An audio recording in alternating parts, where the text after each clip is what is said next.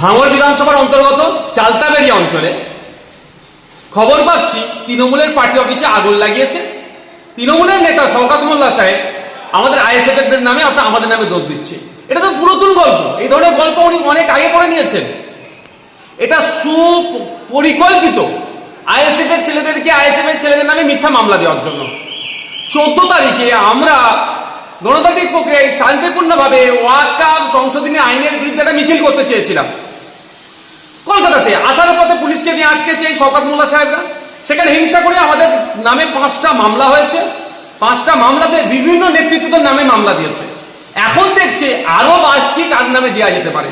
সেই জন্য আমাদের দেখবেন এই এফআইআর করতে যদি করে অভিযোগ দেয় আইএসএফ এর ছেলেদের নামে ওকে। আর যদি সঠিক তদন্ত হয় দেখবেন শওকত মোল্লা এতে জড়িয়ে গেছে। তৃণমূল কংগ্রেসের আমি দায়িত্ব নিয়ে বলছি, যদি সঠিক তদন্ত হয় তৃণমূল কংগ্রেস আগুন লাগিয়ে আইএসএফ এর নামে দোষ দিচ্ছে।